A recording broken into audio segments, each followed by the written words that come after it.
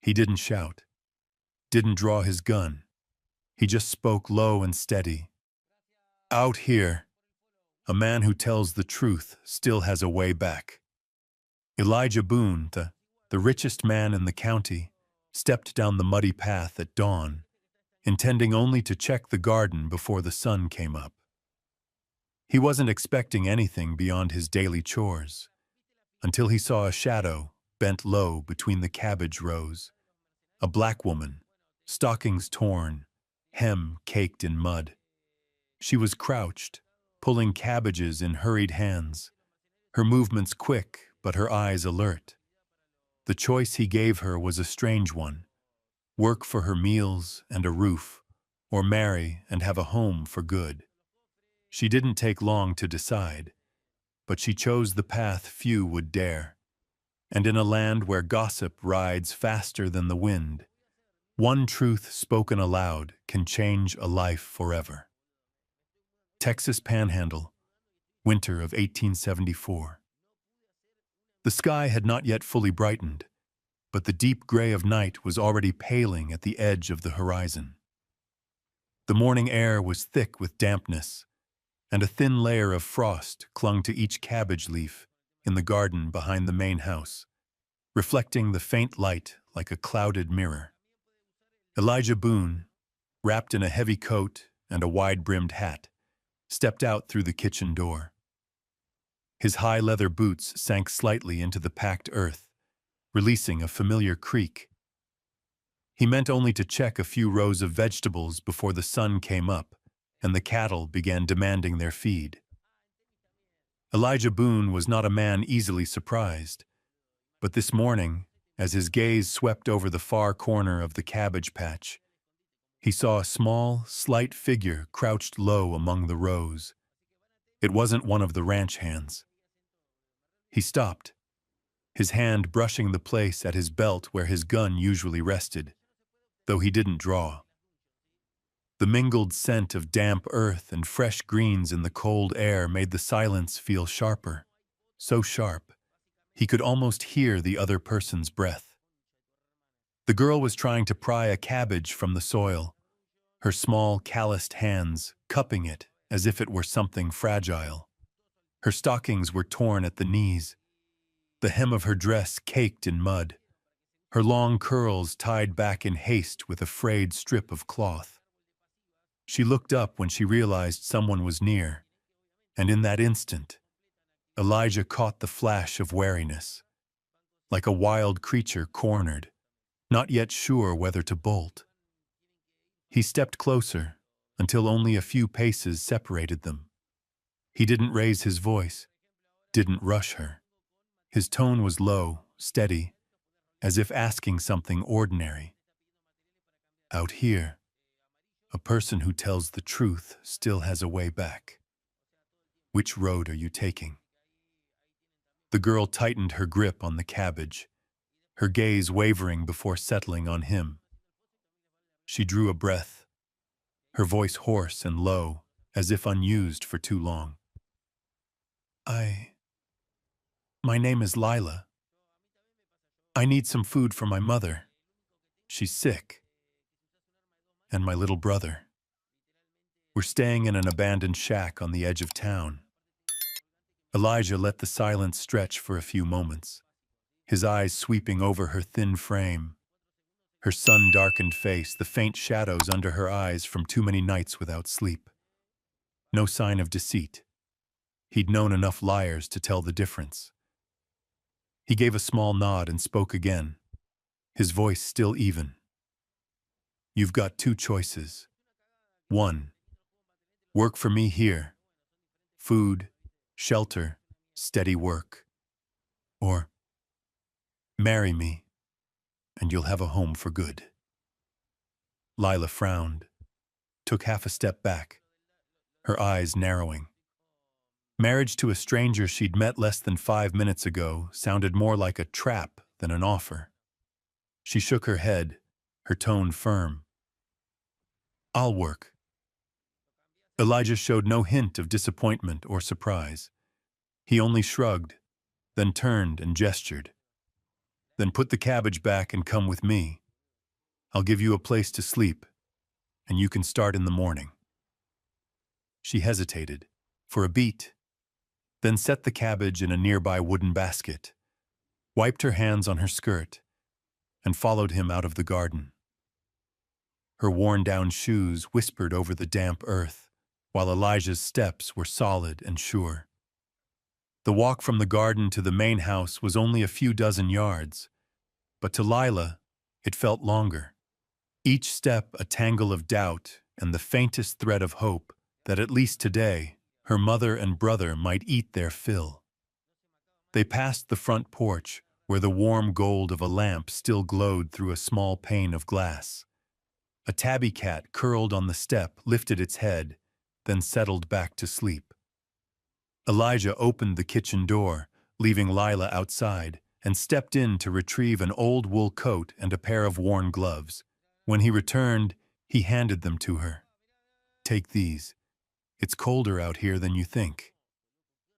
Lila accepted them, a little hesitant, but pulled the coat around her shoulders. The wool was thick and carried the faint scent of old wood smoke, but it was warm. Elijah pointed toward the horse barn. "East bunkhouse is empty. You can sleep there tonight. I'll tell you the work tomorrow." She nodded, clutching the coat tighter, and took the path toward the barn, where a lantern hung by the door, casting a soft pool of light on the ground. Elijah watched her go, hands in his coat pockets, his expression unreadable. At the bunkhouse door, Lila paused, glancing back toward the main house.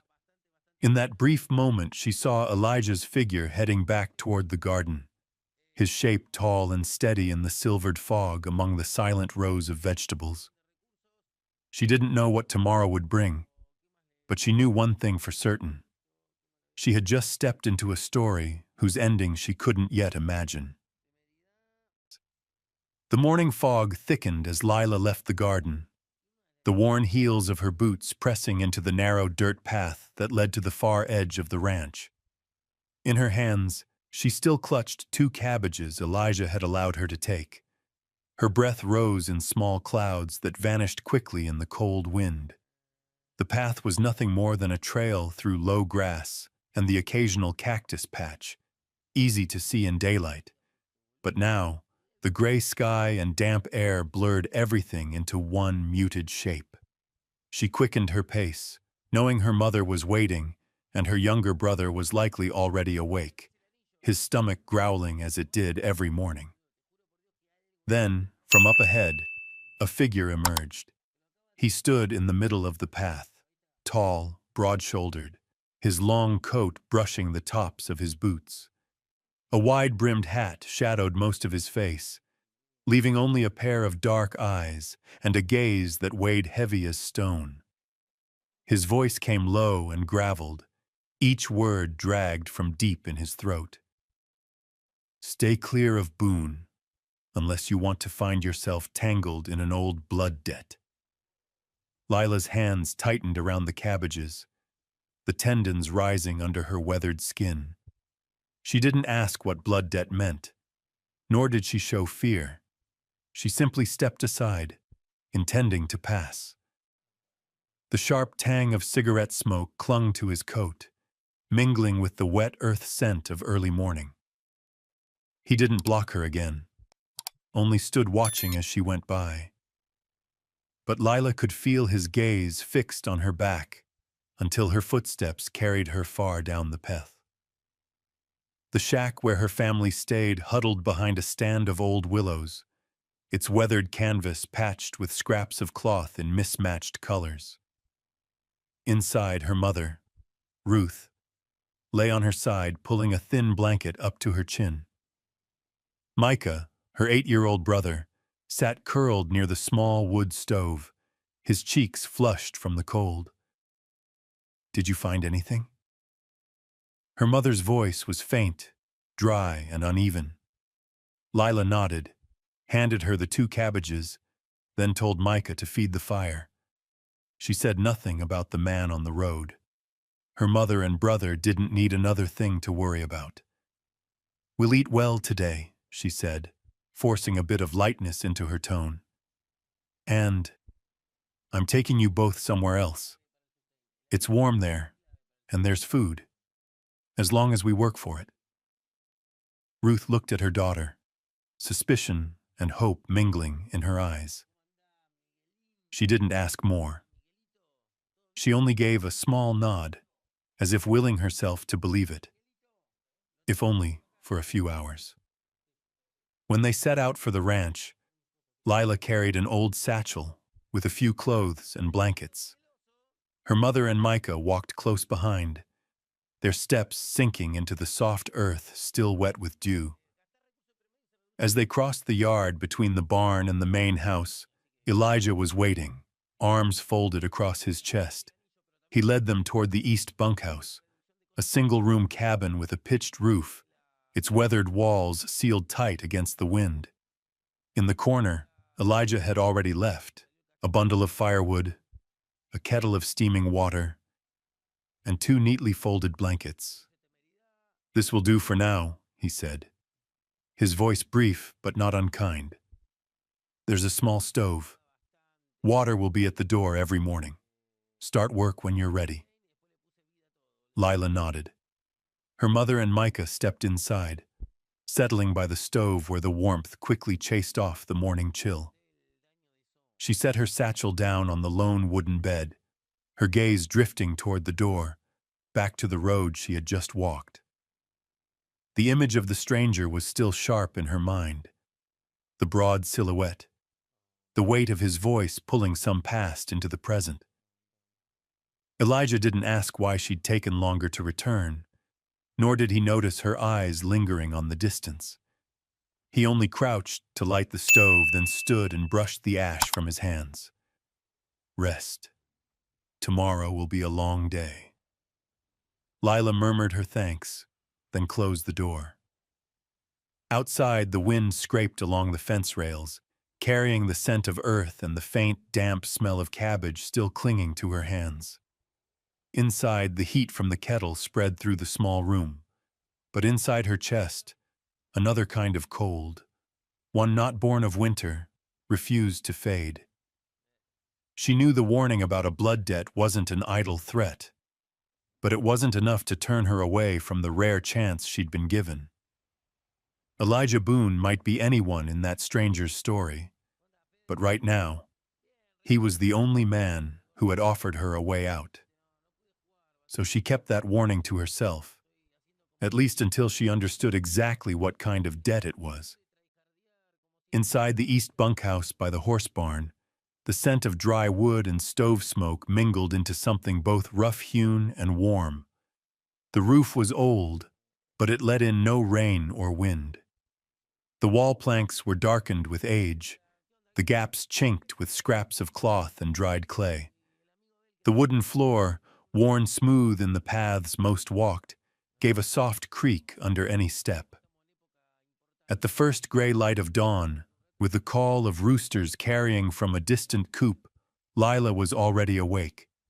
There was no clock, but she knew the measure of light and the bite of morning air. She slid into the thick wool coat Elijah had given her the day before, pulled on her scuffed boots, and stepped out of bed. In the corner, her mother still slept on her side, her breathing steadier than it had been in the days at the old shack. No more coughing fits breaking the night. On the small bed by the window, Micah lay curled under a thick blanket, the freckles on his boyish face soft in sleep. Quietly, Lila coaxed a flame into the small stove. Elijah had left a stack of dry kindling the day before, and it caught quickly. The first spark flared, then ran through the bundle, throwing golden light across her calloused hands.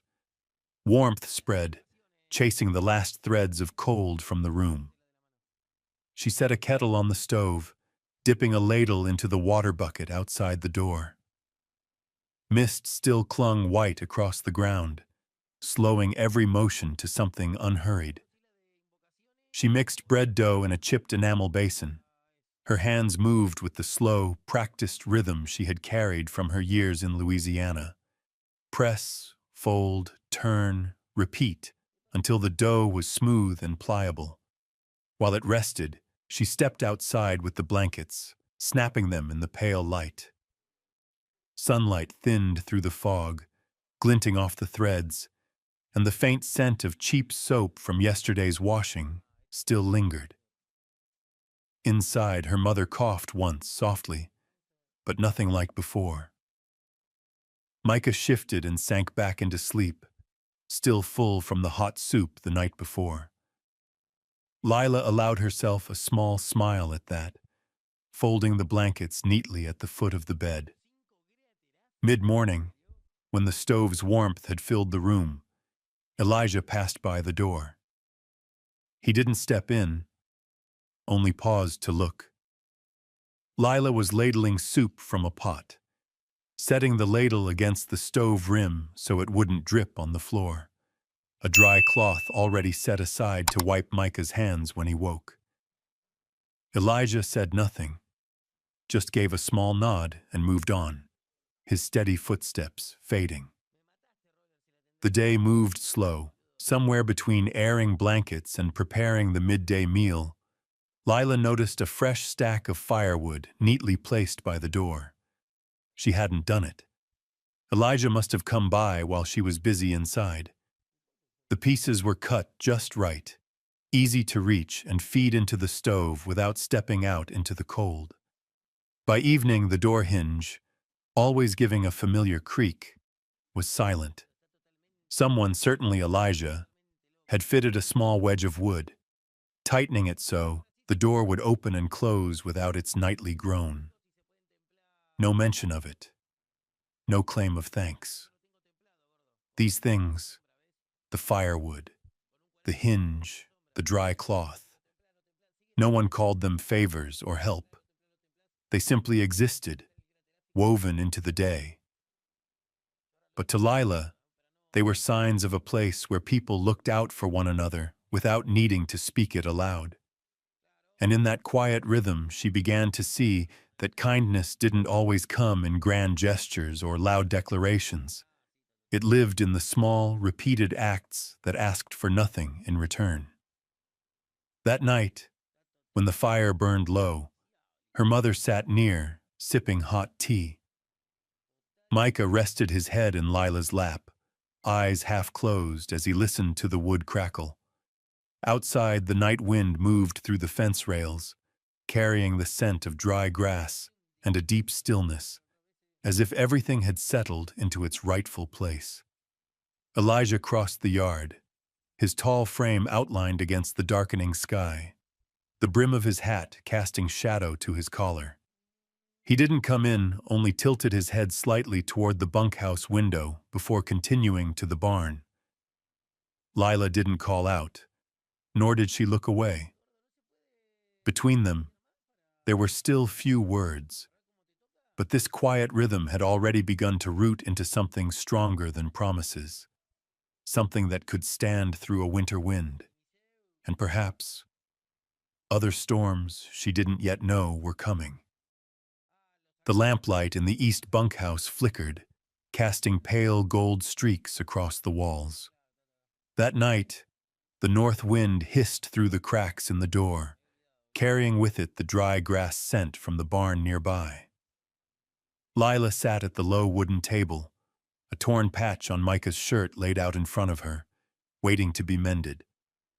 The needle and thread were kept in an old drawer built into the wall, a place where generations of ranch hands had left small odds and ends, spare buttons, a pair of shears, scraps of thread. When she tugged the drawer open, she had to put some force into it. It stuck near the edge. It slid out with a dry, splintered groan, revealing a tangle of cast-offs, an empty tin, a coil of hemp twine, a lone silver spoon, and several folded scraps of paper. She reached in, feeling for the needle packet, her fingertips brushing something soft yet tough, not like thread. Curious, she pulled out a folded sheet of paper, its edges frayed and slightly curled. When she opened it, the lamplight revealed lines and markings, a land survey map, the parcels laid out in numbered squares. In the northwest corner, the name E. Boone was written in brown ink by hand. But what held her gaze was the heavy cross mark slashed from one corner to the other, as if someone had deliberately struck out or denied the ownership. The ink had faded to the color of rust, but the mark was still clear. In the upper left, there was a smudge of dried mud, mottled as though it had been carried on a wet ride. Lila froze. She didn't know much about Texas land law, but she knew a map with the owner's name crossed out wasn't an ordinary thing. In her mind flashed the image of the tall stranger on the foggy road 2 mornings before, the weight in his voice when he spoke of a blood debt with Boone. Could this be tied to that? She folded the map and set it back exactly where it had been, sliding the drawer shut with a firm push, as if afraid someone might walk in and see. Leaning against the table, her eyes fixed on the wavering lamplight. Her mother and Micah were already asleep, their breathing slow and even. Outside, a horse scraped its hoof against the wooden floor of the stall, a deep, steady sound that made the room feel even more still. Lila wasn't ready to decide if Elijah Boone was a good man or not. Since the day she arrived, he'd done nothing to unsettle her. In fact, he'd left firewood, fixed a door hinge, brought them food, and never stepped into the bunkhouse uninvited. But that map was a thin crack in the ice forming under her feet.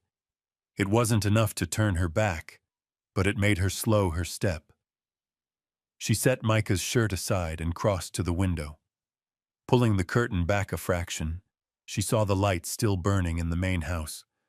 Through the thin veil of fog, Elijah's silhouette stood on the porch, tall, straight, arms folded as if deep in thought. After a moment, he turned and went inside, leaving the yard in darkness. Lila returned to the table, picked up the needle and thread, but her mind no longer followed the stitch. The map and its heavy crossmark threaded themselves between every pierce of the cloth. She thought of Louisiana, where land could be lost with a forged paper or a signature taken under threat. Here, in a country where the land stretched without end, the worth of a ranch like Boone's was measured not just in crops, but in the right to stand your ground in a place full of disputes. The wind outside shifted, branches brushing against the tin roof.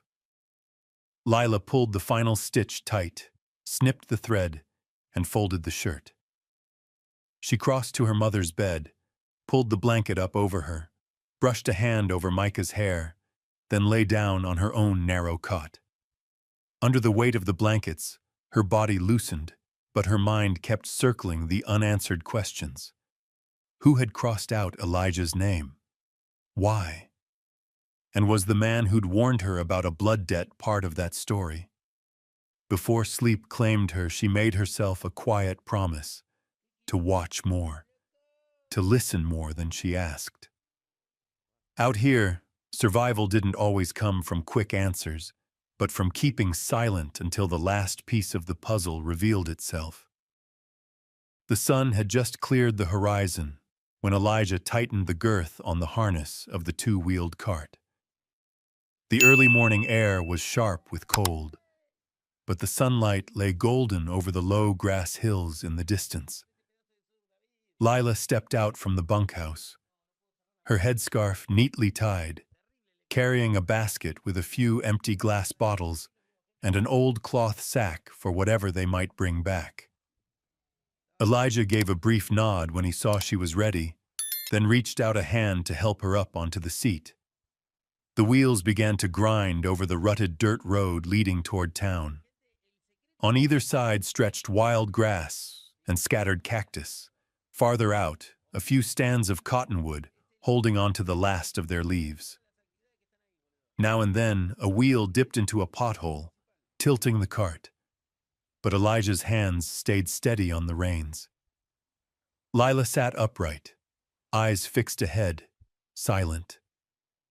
She could hear the steady rhythm of the horse's hooves on the packed earth, broken only by the wind rasping through half-finished fence posts along the road. After more than half an hour, the town emerged. Low wooden buildings, tin roofs weathered to dull silver, kitchen smoke curling upward into the dust-hazed sky. The wind here was drier, carrying the smells of horse manure, hot metal from the blacksmith's forge, and the sharp tang of tanned leather. Elijah stopped the cart in front of the largest mercantile on the main street. The wooden sign above the porch hung at a tilt, the painted letters, Cooper and Sons Mercantile, flaking away. A handful of young men loitered out front, hats tipped at angles, hands in their pockets, voices loud with easy laughter. As Elijah and Lila stepped down, their eyes swept over her. One man's smile lingered too long, followed by a short whistle. "Morning, miss," one drawled. "Don't think this town's seen a face like yours before." Lila stiffened, fingers tightening on the basket handle. She meant to slip quickly into the store, but Elijah had stopped. He didn't reach for his gun, didn't step forward, just turned his head and looked straight at the group. His eyes weren't hard, but they didn't turn aside either. The look was steady, weighted, like a fence post driven deep into the ground. The air between them thinned. The laughter faltered. One man cleared his throat, feigning nonchalance, but his hands slid out of his pockets. Elijah spoke, voice calm and even. "You boys forget how to greet a lady?" The question wasn't loud, but every word was clear. Silence held for a beat too long. Then another man gave a small shrug. "Sorry, ma'am." Elijah gave one slow nod, said nothing more, and motioned Lila inside.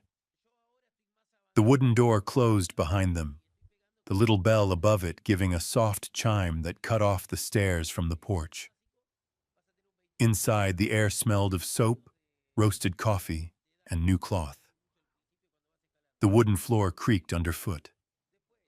Lila followed Elijah along the shelves, gathering salt, nails, and several bolts of cloth. He said nothing about what had happened outside, and neither did she, though her pulse was still quick. Since arriving in this country, no one had ever stood between her and words like that, at least not without noise or bluster. When the goods were stacked on the counter, Elijah paid with a few silver coins and a sack of dried corn from the ranch. Mr. Cooper, the storekeeper, nodded without comment. Stepping back onto the porch, they found the group of young men gone, leaving the space empty. Elijah steadied the cart for her to climb in, then took his place and gave the reins a light snap. The horse started forward, hooves falling back into the same steady rhythm as before. On the road home, the wind had shifted, no longer coming from the south with the river's damp breath. It blew from the west, dry, sharp, carrying dust. Elijah inhaled once, eyes narrowing at the horizon. "This wind means we've got a few dry days coming," he said, more to himself than to her. Lila pulled her scarf tighter against the gusts. The smell of dry earth in the wind carried a strange undertone, a warning that this place was never entirely at peace. She glanced sideways at Elijah, saw him focused on the road, hands steady but not tense on the reins. She understood something then. Safety in this land wasn't something handed to you. It was kept by the way a person drew their boundaries, just as Elijah had. No shouting, no fists, just a look heavy enough to make it clear you wouldn't be moved. And she knew that line had just been drawn wider to cover the ground she was standing on. That night, the main house kitchen glowed in the steady, warm gold of the oil lamp. The fire in the stove crackled, sending heat into the room. the smell of stew mingling with the scent of fresh-baked cornbread, wrapping the space in a kind of contained peace. Elijah sat at the head of the table, his wide-brimmed hat hanging on a wooden peg by the door, his coat draped loosely over the back of his chair. In front of him, the bowl of soup still sent up slow, steady curls of steam. Lila sat across from him, her headscarf tied neatly, her hand resting on the soup ladle. Supper moved at an unhurried pace, the quiet broken only by the sound of spoons tapping against bowls. After a while, Elijah set his spoon down and looked at her, as though the thought had been weighed for some time. "If you want peace for the long haul," he said, his voice low but clear, "the door to marriage is still open." Lila paused, her hand tightening slightly on the ladle. The lamplight deepened the shadows in her eyes, making them harder to read. She didn't answer. Instead, she turned the bowl toward him, nudging it forward, a gesture both of offering and of quietly closing the matter. Elijah didn't press. He only gave a small nod, picked up his spoon again, and went back to eating without glancing at her. Lila rose in silence, pulled her scarf snug, and walked out of the kitchen. The hinges gave a soft creak as the door shut behind her, leaving the warmth of the room and the lingering scent of food in her wake. The path from the main house to the bunkhouse lay under a thin shroud of mist. The lantern hanging outside the stable cast a narrow stripe of light across the ground, enough to pick out gravel and the dry imprint of horseshoes. Night wind slipped through the gaps in the fence, carrying with it the scent of hay and wood smoke. Each step on the cold earth felt to Lila like crossing from one world into another. On one side, light and words with unclear edges. On the other, the small bunkhouse with her mother's and brother's sleep inside. Pushing open the bunkhouse door, Lila found her mother still lying on her side, the blanket pulled to her shoulder, her breathing even but touched with a faint cough. Micah, in the bed beside hers, was curled under a wool blanket, his young face peaceful in the dark. Lila unwrapped her scarf, hung it on the peg, and sat down at the low wooden table. The oil lamp had already been lit, its dim light just enough to see the shirt that needed mending. She pulled out a needle and thread, guiding the end through the needle's eye. She had just set the first stitch when a sound came from outside, the steady, distant rhythm of hoofbeats carrying across the still yard. The hoofbeats slowed, then stopped altogether at the direction of the gate. A moment later came the solid, deliberate tread of boots on frozen earth. 3 knocks sounded at the door, measured, purposeful. Her mother shifted but didn't wake. Micah slept on. Lila hesitated a moment, then heard Elijah's voice outside. "Lila, come out here." She pulled her scarf back on and stepped into the porch light. In the dim yellow cast of the lantern, Elijah stood beside another man, tall, coat long, wide-brimmed hat, dust clinging to his collar from the road.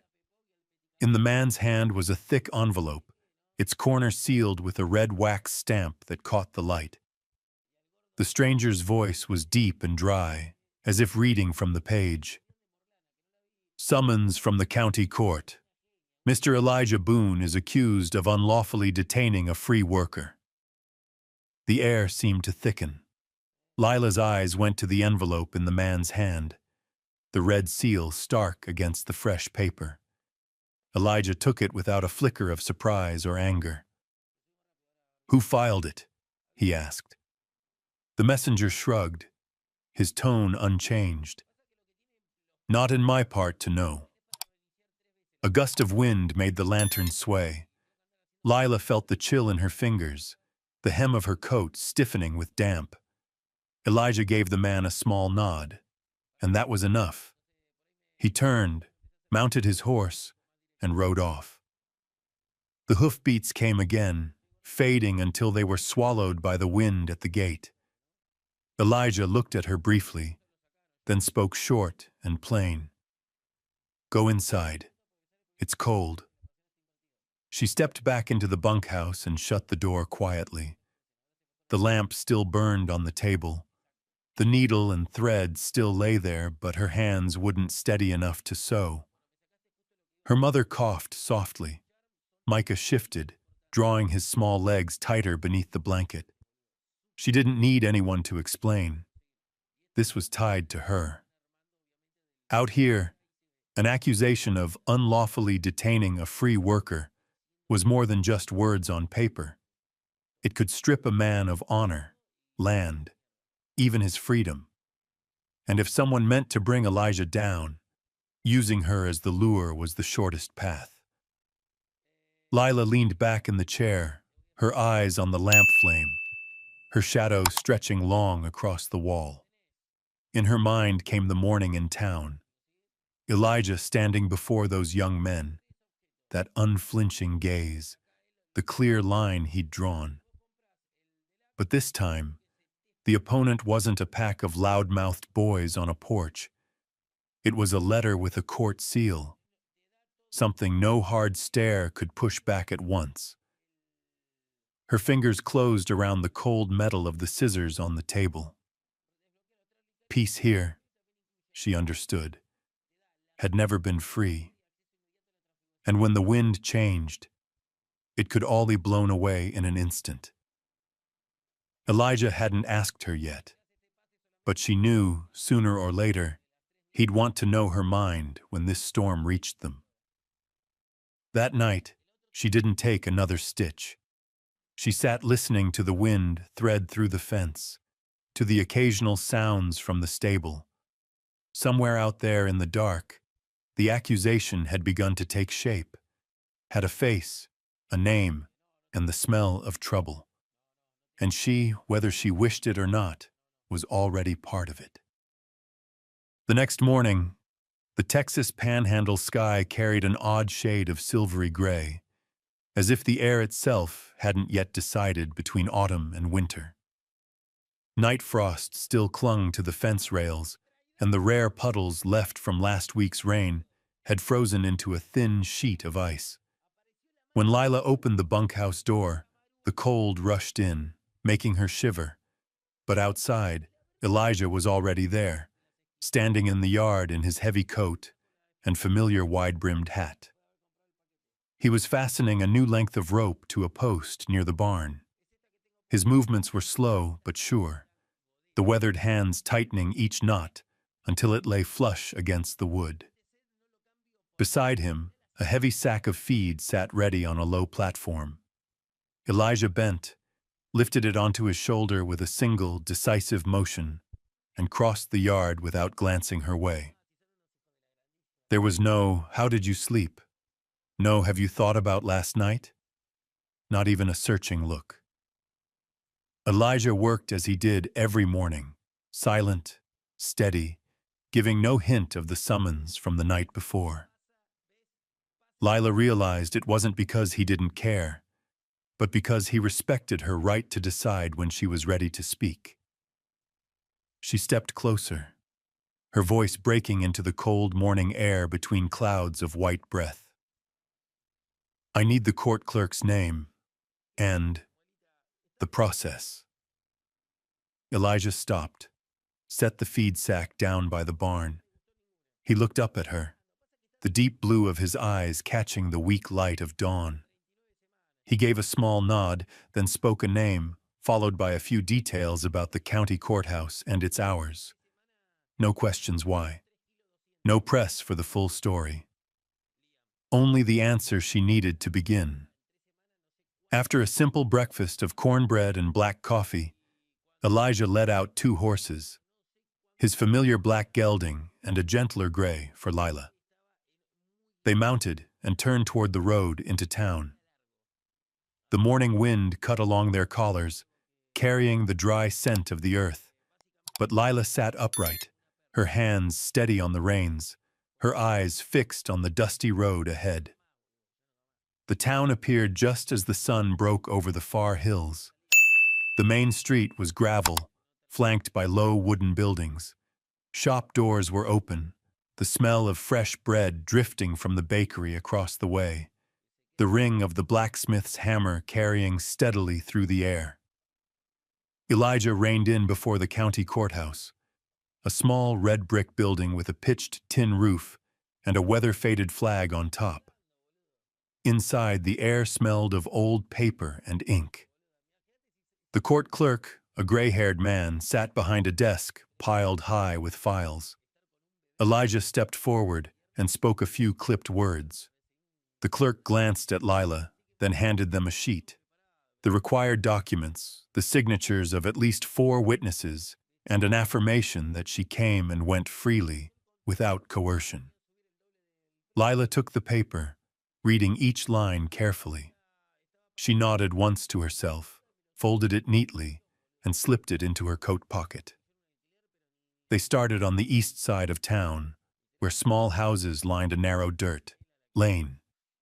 At the first door, an elderly couple opened to Elijah's knock. He let Lila speak.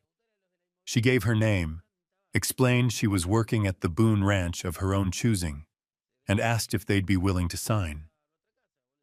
The wife looked to her husband, then nodded and ushered them into the kitchen. One shaky but deliberate signature appeared on the page. The second house belonged to a carpenter. He had bought wood from Elijah before, so after a few words, he agreed without hesitation.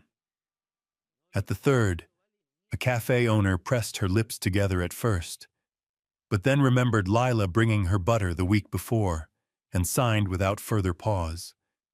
And so it went, from the blacksmith's to the fabric store. Some greeted them with smiles. Some studied Elijah for a long moment before taking the pen. But all recognized a plain truth in Lila. She did not beg, nor did she boast. She simply told it straight. She stayed by choice, and no chain had ever held her. By midday, they rested on the steps of an empty house. Elijah drew 2 loaves of bread from his coat pocket, bought at the bakery that morning, and handed her one. The wind swept past, driving dust into their trouser cuffs. They ate in silence, drank a little water, then stood and moved on without discussion. By afternoon, the sunlight stretched long across the street. The stack of affidavits in Lila's hand was nearly the width of her palm. Each bore a different signature, slanted, upright, bold, or faint, but all spoke the same truth. Back at the ranch, Lila carried the stack into the main house. The long kitchen table had been cleared. She sat, laying out each sheet in a neat row, placing a cast-iron paperweight over them. The lamplight fell warm across the ink, still sharp with its fresh scent. Elijah stood in the doorway, his shadow stretching into the room. His hands still carried the dust of the yard's work, but he didn't step inside. He watched her over the table, her back straight, her shoulders unbowed despite a day's worth of doors knocked and miles walked. Strands of hair had slipped from her scarf, falling against her cheek, but she paid them no mind. There was no trace of seeking pity, no look expecting praise, only a quiet resolve, like the one he had chosen that morning. Elijah knew trust wasn't bought with promises or oaths. It was planted like a young tree, grown through days spent stepping into the wind together, knocking on doors together, hearing both yes and no together. And tonight, under the warm kitchen light, with the smell of new ink and a thick stack of witness statements on the table, he felt those roots had just gone deeper. Lila looked up, meeting his eyes. Neither smiled, neither spoke. But in that moment, they both understood they had stood against the first wind and were still standing. Part 4.2. The Price of a Cure. The afternoon before the court date, the The wind shifted, carrying the smell of burning wood from somewhere in town. The sky hung heavy, low clouds moving fast, as if driven on by something unseen. Elijah had gone out to check the southern fence line, leaving Lila at the bunkhouse to go over the stack of affidavits once more and put her clothes in order for the morning. Her mother lay on the bed, breathing still labored, but coughing less often now. Micah was napping, his small hands clutching the edge of the blanket as if afraid it might be pulled away. Lila was about to fetch water from the well when she heard light footsteps on the porch. A tall, narrow shadow cut against the curtain. She frowned. She didn't recognize the shape as belonging to anyone on the ranch. The door opened quietly, and in stepped a man she had never seen here since the day she arrived. A long, worn brown coat, hat pulled low, eyes narrow and bright like a wolf's. A faded scar ran from his left temple down to the corner of his mouth. He smiled, but it never touched his eyes. "Elijah Cross," he said, as though expecting the name to mean something. "I think you've heard it before." Lila hadn't yet replied when her mother stirred on the bed, pushing herself up on one arm. Her face was tense, but her gaze slid away from her daughter. Abel took a few steps closer, lowering his voice, smooth and oily as tallow. "I came to help, if you know how to listen." He didn't look at Lila. He turned to her mother as though Lila were an outsider in her own room. "I hear your illness isn't light, and medicine isn't cheap, but I can take care of it. All you have to do is persuade your daughter to leave Boone. Tell her enough to make her understand that place isn't safe. As for the court," he shrugged, "let it do its part." Lila didn't move. Her mother's head stayed bowed, her thin hand twisting the corner of her scarf until her fingers went white. There was no immediate refusal, only silence, drawn out and heavy as lead. Abel pressed on, voice dropping lower. "Boone owes me more than you know, and that debt will be paid. You just need to step aside, not stand in the way." Lila heard every word, but there was no sense of breaking apart, no flare of rage, only the weight of something falling inside her, settling deep and cold, like a stone at the bottom of a well. She drew a breath, then stepped forward, her voice steady. "Get out." Abel turned to her, a flicker of amusement crossing his eyes. "Still standing straight, like they say. But you'll learn. Everyone has their price." He set his hat back on, opened the door, and stepped out, letting a draft of cold air rush into the room. Lila closed the door and turned the latch. She said nothing to her mother. No accusation, no question. Her mother still sat there, hands clutching the scarf, eyes fixed on the floor. Lila crossed to the wash basin, filled it, and splashed her face. The water was so cold it burned, but she let it run over her cheeks, her brow, as if to strip away the residue of his words. When she looked up, droplets clinging to her chin, she saw her reflection in the brass mirror, eyes steady but deeper now.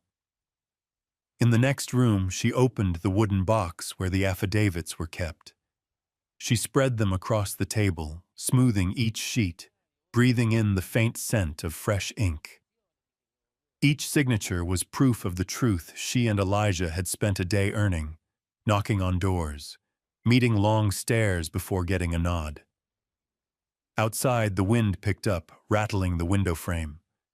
Lila set the paperweight back in place so nothing would blow away. Her fingers tapped the table, not in fear of the hearing tomorrow, but in thought. What did Abel want beyond beating Elijah? And why had her mother listened? Part of her wanted to believe it was nothing more than a moment of weakness, illness, hunger, and the fear of being left on the edges of things, pushing her mother toward easy promises. But another part, colder, understood that sometimes a person will take any hand offered, no matter how dirty it is. Elijah returned as the light faded, carrying the smell of open fields, his coat dusted from work. Seeing her at the table with the papers, he only nodded, asking nothing about her day. She didn't tell him. That evening, she went about her tasks as usual, preparing supper, cleaning up, tending the fire. Her mother ate little, then lay down facing the wall. Micah curled into her lap and fell asleep early. Lila sat beside the bed, stroking her brother's hair, eyes fixed on the fire's glow stretching shadows across the wall. The stone in her chest was still there, heavy, unmoving. But instead of pulling her under, it felt like an anchor. Tomorrow she would stand in the courtroom, facing the judge, the clerk, and whatever eyes came to watch. She would tell the truth, not only to protect Elijah, but to prove to herself that what she had chosen could not be bought. Outside, the night wind still blew, carrying the creak of the barn door. But inside, Lila was ready for the morning, and ready to look Abel Cross in the eye without blinking. The morning of the hearing came in a white light, cold, sharp, and clear as a blade. No clouds, only the open expanse of sky, letting the wind run unchallenged across the dry ridges. Lila was awake before the roosters, her hand brushing the thin frost clinging to the wooden doorframe, the chill seeping straight into her bones. Her mother lay silent on the bed, turned away from the light, while Micah curled deep under the blanket, breathing evenly. Elijah was already waiting in the yard. He stood beside the black horse, one hand resting on its neck, his eyes fixed somewhere beyond the road to town. They exchanged no unnecessary words. Lila wrapped her scarf around her neck and mounted the gray horse he'd prepared for her. They left the ranch in the sound of leather creaking and white breath rising in rhythm with the wind. The county courthouse was a modest red brick building on the corner of the main street, its stone steps worn down by decades of boots. Inside, the noise of the street vanished, replaced by air heavy with the scent of old paper, pine wood, and a touch of dust. The courtroom was small, 2 rows of wooden benches on each side, a narrow aisle leading to the judge's bench. Above it, a brass seal hung slightly askew in the light from a high window. The benches creaked as people shifted, whispered, or simply turned for a better view. Elijah sat in the front row on the right. His hat rested neatly on his knees, his hands laced together, back straight as a fence post. His face was unreadable, not anxious, not defiant, just still, like an untouched field. Across the room, Abel Cross was already there. Dark coat, hat beside him, speaking quietly to someone. The corner of his mouth curved in a half-smile, but his eyes darted quickly around the room, as if measuring the distance to each person. When the hearing began, the clerk stood and read the charge. Unlawful detention of a free laborer, restricting the movement and residence of citizen Lila Mayweather. The words fell dry, hitting the wooden floor like kernels of hard corn. No echo, yet enough to stir the air. The judge, a short, solid man with a salt and pepper mustache, nodded and looked at Lila. "Do you have a statement?" Lila rose from the back row and walked forward. The sound of her worn leather shoes on the wood was light but steady. At the stand, she turned to face the room, her gaze passing over the eyes watching her. Her voice carried, not loud, but clear. "I live at the Boone Ranch by my own choice. I come and go freely. No one has ever held me with chains or anything else. A hush spread over the room. Then, from the back row, a middle-aged man stood, the blacksmith who had signed her affidavit the day before. I've seen her at my shop many times, alone. She buys, talks, and leaves when she wants. The cafe owner rose next, her voice rough but firm. Same for me. She brought butter to sell last week, stayed for a meal, then left. No, one forced her. Two more, then three spoke up. Each statement was a piece of the picture, fitting together to show one truth. Lila was not detained, and Elijah Boone had broken no law. The judge scribbled a few notes, then looked up. His voice was dry as sun-aged timber. The court finds no evidence of unlawful restraint or detention. The charge is dismissed. The clerk's gavel struck once. Wood on wood, solid and final, closing the door on the accusation. Abel Cross, seated a few rows away, lowered his head at once. He didn't look at Lila or at Elijah. He simply rose, slipped his hat into his hand, and eased out the aisle. People avoided his gaze as if sidestepping a mud hole in the street. Elijah didn't move. He didn't smile in victory, didn't sigh in relief. When Lila glanced his way, his eyes met hers with nothing more than a small nod, as if to say she had done what needed doing, and that was enough. Outside, the wind had grown stronger, sweeping fine dust down the street. Those who had testified stopped to greet them. Some shook Elijah's hand. Others rested a hand on Lila's shoulder. No one mentioned Abel. He had vanished around the corner as though he'd never been there. They mounted and left town. The ride back to the ranch was long and quiet, broken only by the hoofbeats on hard ground and the sway of saddle leather. Lila kept both hands on the reins, eyes fixed ahead.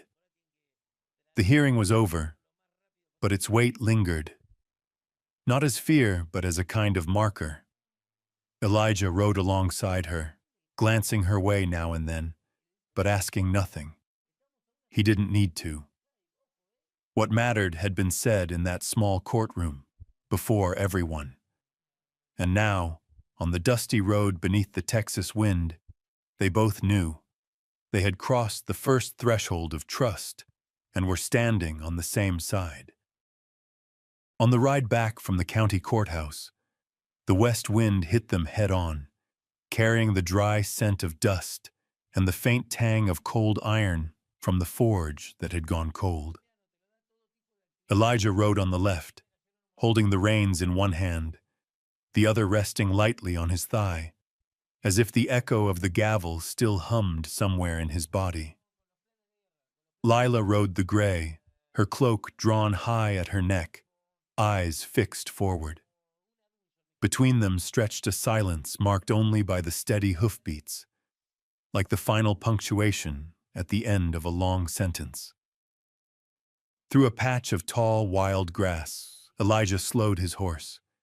He reached into the pocket of his coat and brought out a small object, resting it in his broad palm. His voice was low, but easy. When the cold comes in, wear this to keep your wrist warm. It was a plain silver bracelet, the edges worn smooth, the clasp darkened by years of touch and sweat.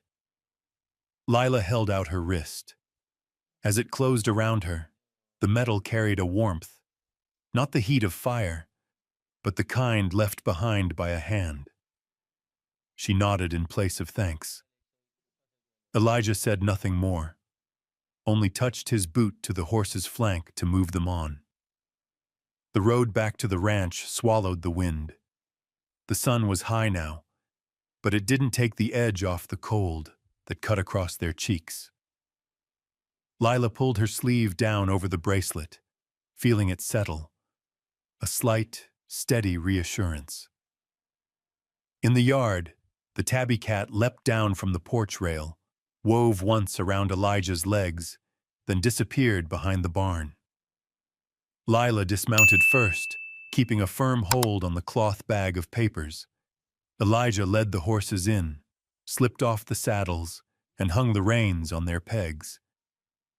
Every movement was unhurried, as though the hearing had been just another chore in the day's work.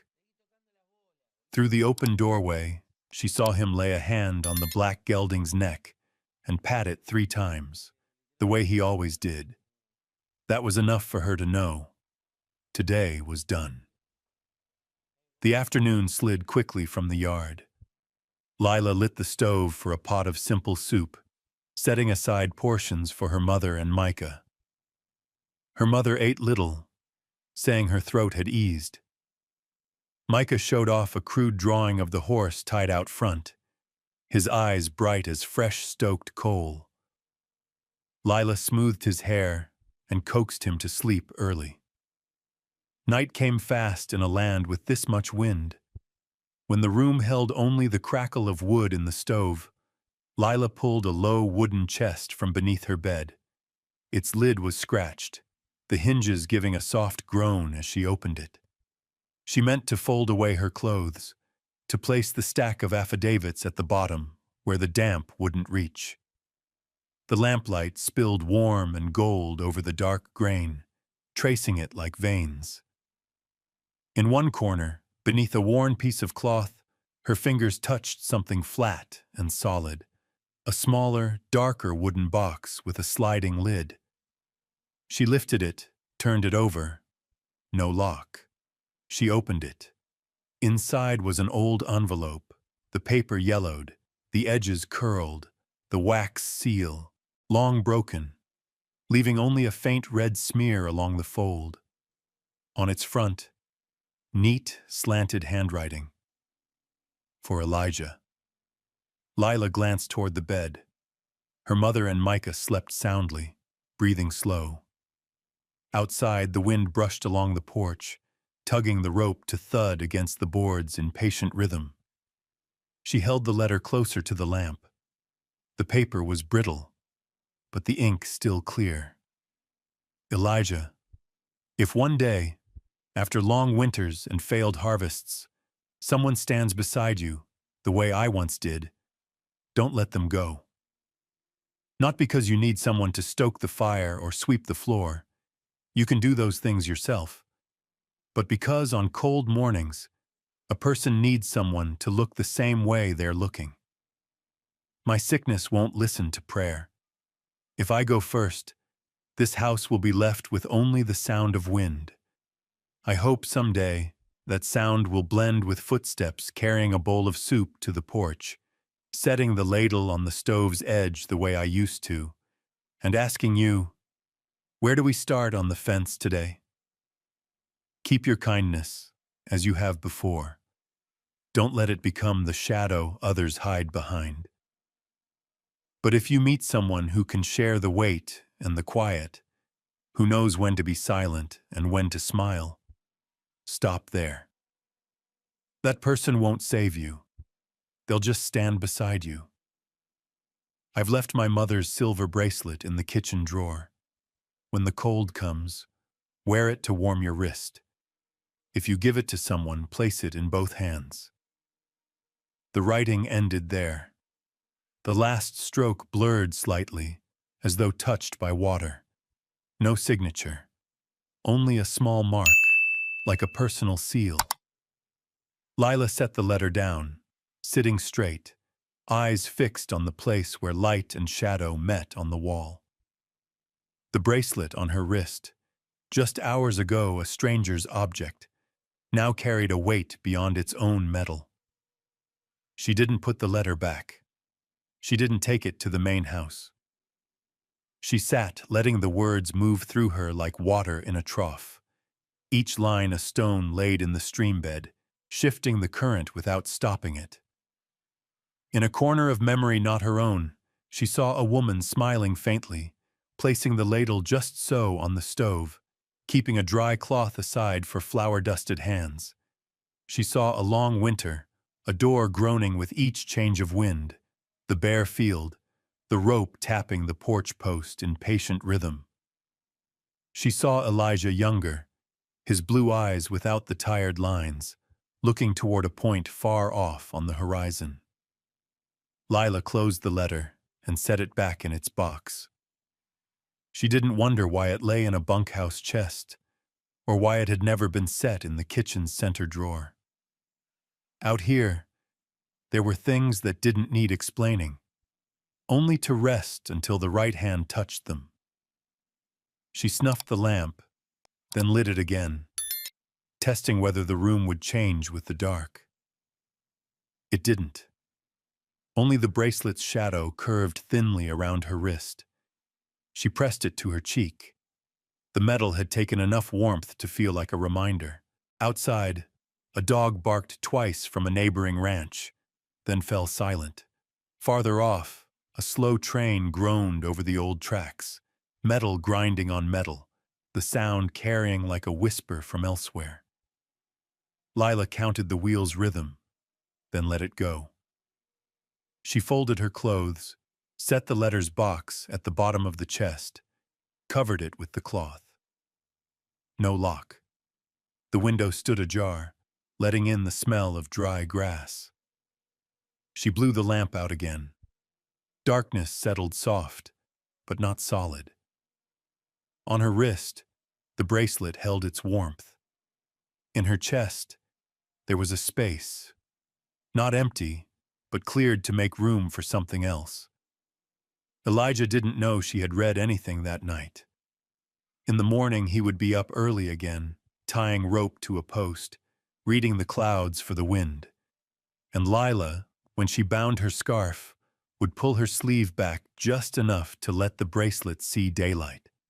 Not for anyone to notice, but to remind herself, some instructions don't need an answer right away.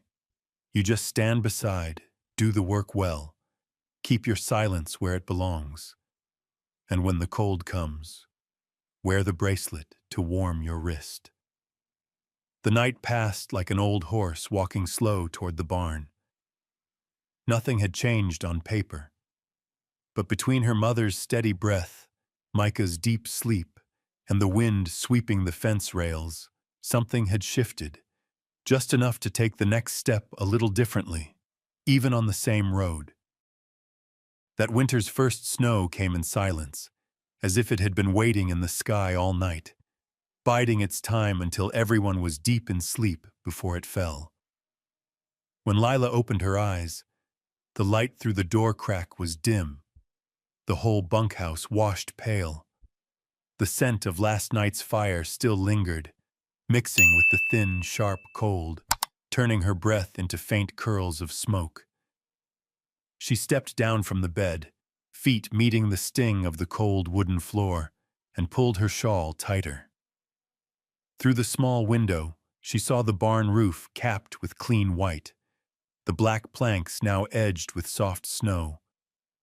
Each porch step outside had lost its outline, becoming muted shapes beneath the new layer. In the kitchen, the soup pot left on the cast-iron stove was still faintly warm. She lifted the lid. Thin steam rose with the scent of beef simmered with carrots, potatoes, and sprigs of herbs, familiar and gentle. On the bed, her mother slept soundly, breathing more evenly than most days. The furrows in her brow eased. Micah was curled up, his head resting on the pile of old clothes Lila had folded, mouth slightly open, one hand gripping the blanket's edge. Stepping outside, the cold wind bit her cheeks.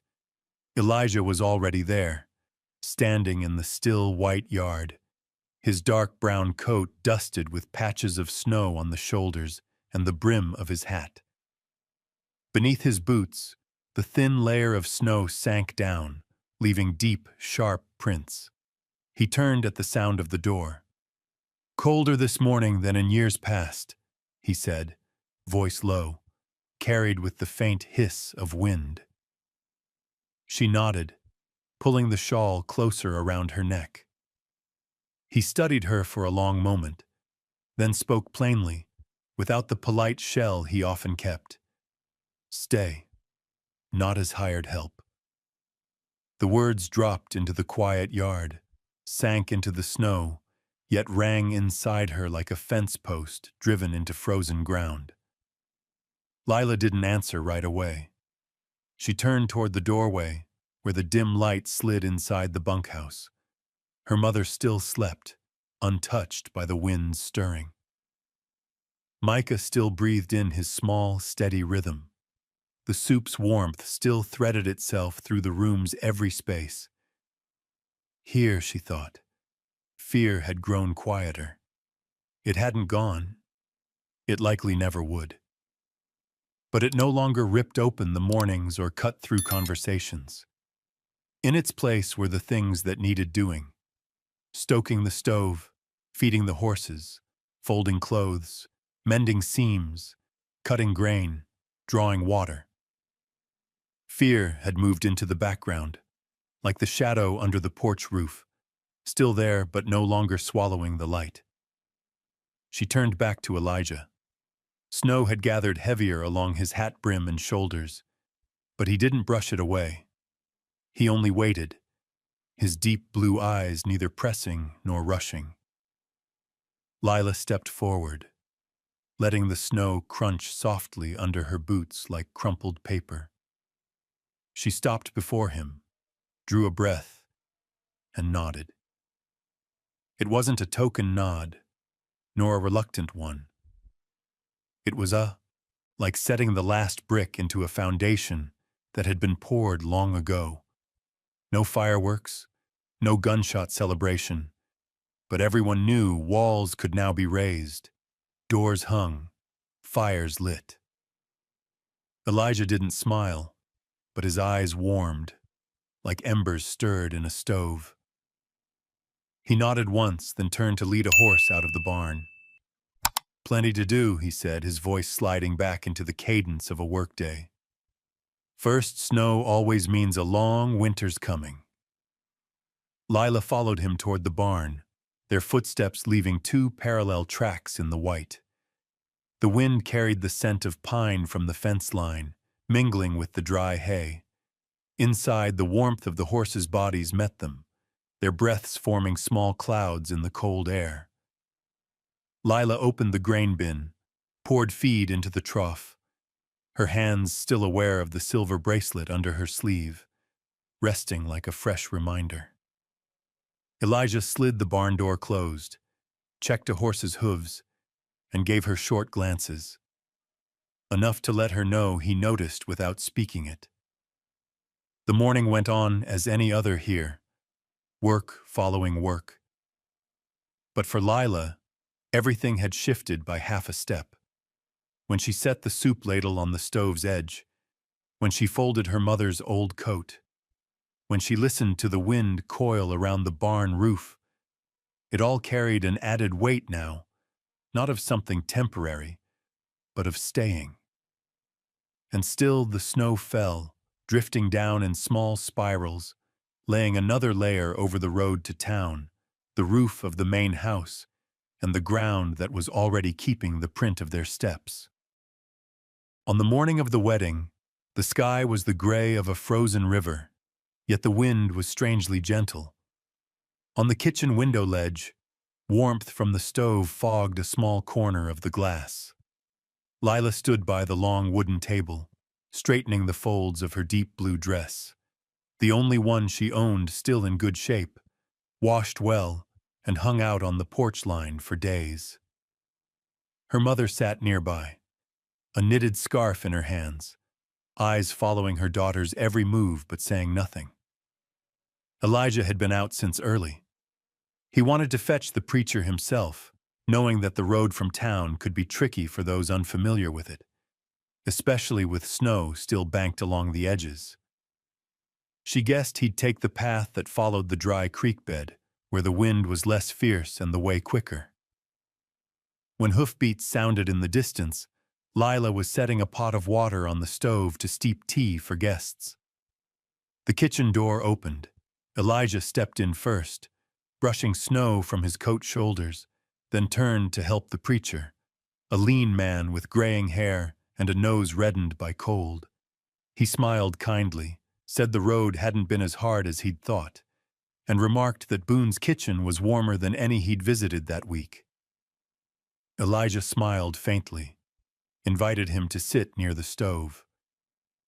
There was no music, no flowers, no gold rings.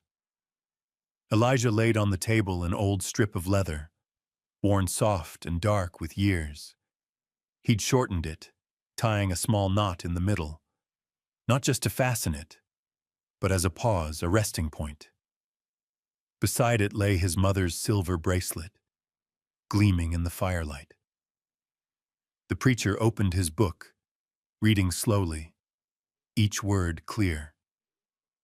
He asked nothing of the past, spoke nothing of doubts or rumors in town, only brief blessings for two people who had chosen to stand beside each other. When he said, "Bind this promise as you would bind a roof to see it through the wind season," Elijah took Lila's hand, wrapped the leather strip around her wrist, and set the silver bracelet right alongside it. Only a few neighbors came, just the familiar ones. May with a long, still warm loaf of bread, the Carters with a jug of last season's apple cider, and old Jim from the northern ranch, a sack of fresh dug potatoes in his arms. They didn't toast loudly, only set their gifts on the table, clapped Elijah's shoulder or briefly took Lila's hand, then found places around the stove. Elijah poured cider into 2 small cups, handing one to Lila. He waited for her to sit before taking his own. She raised her cup, touched it lightly to his. The cider was warm, a little sharp in the throat, spreading down to her stomach like a small but steady promise. Outside, the wind began to stretch along the fence, slipping through the wood slats with a sound like a far-off whistle. Inside, the fire held steady, yellow light dancing across walls and hair of those gathered close. Micah and the Carters' 2 children played in the corner, arranging little sticks into tiny corrals, herding pebble cattle. Lila's mother sat near the stove, cheeks pink with warmth, nodding now and then, as if to set this moment deep in memory. No speeches were made. No one retold old stories or asked about the days before Lila came here. They talked about whether this winter would run long or short, whether spring should see wheat or oats in the ground, and how the bridge planks on the road to town needed mending. By the time guests left, the day had tipped toward evening. Lila walked each one to the door, her boots sinking slightly into the thin layer of fresh snow. Elijah stood beside her, nodding to parting words. The preacher mounted his horse, taking from Lila the jar of honey Elijah had set aside in thanks. He smiled, wished them many seasons of warm fires, and rode south on the white road. When the kitchen door shut, the room seemed smaller, just the 4 of them. Elijah hung his coat on the hook, added more wood to the stove. Lila put the bread and potatoes away, poured more cider for her mother and Micah. That night, they ate hot soup with bread dipped in cider. Simple, but enough to leave everyone warm and full. When Micah was asleep, Lila sat by the window, fingers turning the silver bracelet and leather strap at her wrist. Moonlight, softened by cloud, fell across them, making the 2 gleam quietly. Elijah came to stand behind her, one hand on the chair's back, leaning slightly to look outside with her. Before them, the fence was a dark line against the snow, beyond it the shadowy shapes of distant trees. "Colder now than it was this morning," Elijah murmured. "But warmer inside," Lila replied. He said nothing, only nodded. His eyes left the darkness beyond, pausing at the silver on her wrist. Years later, when folks spoke of the Boone place, they didn't tell of a wedding without gold rings as something odd. They spoke of it like an open porch, where no one asked about the past, only Is it cold tonight? Should we add another blanket? And whenever the first snow of the season came, those who'd sat around the stove that day remembered the taste of warm cider, the wind beyond the fence, and the steady glow of firelight in a wooden kitchen in the middle of wind country. Out on the wide, wind-carved Texas plains, Elijah and Lila's story didn't end with fireworks or loud music, but with the warm gold of a lamp shining out the window, the crackle of wood in the stove, and two hands finding each other after seasons of doubt. Maybe those who've weathered a life full of storms understand. Happiness is sometimes nothing more than having someone waiting at your fire, and a seat that's always kept for you. If this story has touched your memories or emotions, please leave a few lines of your own reflections below. I would love to read your stories, your memories of love, trust, and connection. Feel free to like, subscribe, and comment so we can keep the flame of these warm stories burning bright.